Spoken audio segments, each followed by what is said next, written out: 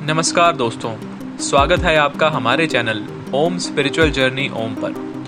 दोस्तों, ये तो आप सबने सुना ही होगा कि गंगा में स्नान करने पर सबके पाप धुल जाते हैं। पर क्या आपने कभी विचार किया हमारे पाप धुलकर जाते कहाँ हैं? वीडियो में अंत तक बने रहें इसका उत्तर जानने के लिए। इसी संदर्भ में एक बार एक ऋषि ने सोचा कि पाप धोने के लिए सभी लोग गंगा जाते हैं, ऐसे में सारे पाप गंगा में ही समा जाते हैं। इस तरह तो गंगा पापी हो जाएगी। उन ऋषि ने घोर तपस्या की यह जानने के लिए कि आखिर पाप जाते कहाँ हैं। तपस्या करने के फलस्वरूप देवगण प्रकट हुए। तब ऋषि ने उनसे पूछा कि गंगा में जो पाप धोया जाता है वह कहाँ जाता है।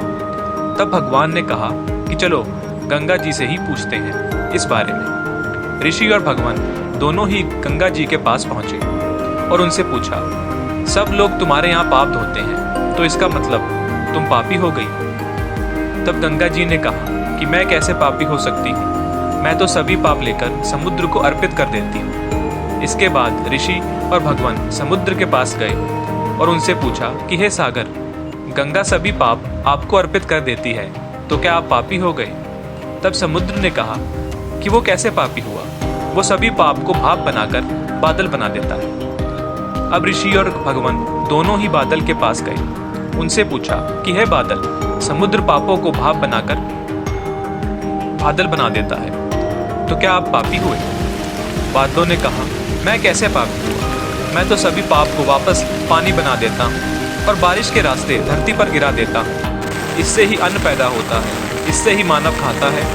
उस अन्न में जो अन्न जिस मानसिक स्थिति में उगाया जाता है और जिस वृत्ति से प्राप्त किया जाता है और जिस मानसिक अवस्था में खाया जाता है, उसी के आधार पर मानव की मानसिकता बनती है। यही कारण है कि कहा जाता है, जैसा खाएं अन्न वैसा बनता मन। जिस वृत्ति से अन्न प्राप्त किया जाता है और जिस मानसिक अवस्था में खाया जाता है, वैसा ही विचार मानव का बन जाता है। ऐसे में हमेशा भोजन शांत रहकर ही ग्रहण करना चाहिए। अन्न जिस धन से खरीदा जाए वह धन भी श्रम का होना चाहिए। तो देखा जाए तो ऐसे में सारे पाप घूमकर हमारे पास ही वापस आते हैं।